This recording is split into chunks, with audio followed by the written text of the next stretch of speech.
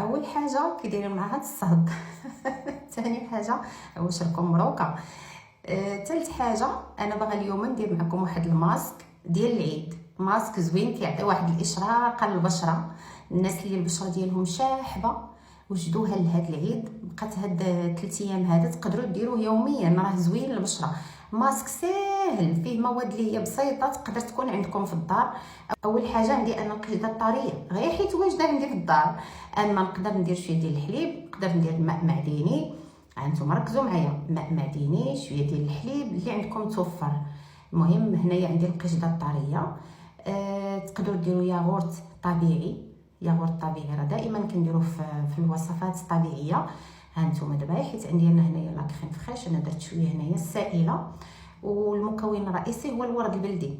انا غنوريكم اللي عندي. ها هو عندي انايا مطحون واجد، ولكن غتمشي اختي لاقرب عطار غادي تاخذي الورد البلدي، تحيدوا له ديك النباته، داك الكويس اللي كيكون ديالو النباته الخضراء، حيديها بعدا مسحيه من الغبره وطحنيه مزيان. راه كيكون يابس كيتطحن مزيان تيولي غبره. وها حنا غادي نديرو مع هاد القشده الطريه. شوفوا هنايا انا بغيت نسهل عليكم صافي. البنات اللي البشره ديالهم دهنيه تقدروا تزيدوا حتى الطين، ديروا الطين الاخضر ولا حتى الطين الابيض. الناس اللي عندهم بشرتهم حساسه، واخا انا ما كنبغيش نهضر على البشره الحساسه في الوصفات الطبيعيه، وانما الطين الابيض مزيان تقدروا ديروه. راه كاين اللي عنده حساسيه من الورد البلدي، ردوا بالكم راه واخا مكون طبيعي، ولكن راه كيكون الناس اللي عندهم حساسيه من الورد البلدي مطحون. هنا كنزيدوه على هاد القشده الطريه ولا على ياغورت طبيعي ولا على ماء معدني صافي. نشوف واش غادي يتقال شي شويه ولا لا. المهم نص كبيتو. هاد الماسك هذا راه زوين البنات، راه كيعطي واحد الاشراقه للبشره. هذا شوفوا ملي غادي طحنوا البنات اللي غيبغيو ماسك وكوماج في نفس الوقت، ما مقومينش البشره ديالهم، ما دايرين لهاش الكوماج، هذا راه تقدروا تقوميو به. الا طحنتوا الورد البلدي بديك الزريعه اللي كتكون فيها رقيقه وطحنوه مزيان، لان هذاك راه تيدخل حتى في الكوماج اللي هو تيكون ميكانيك، الكوماج طبيعي.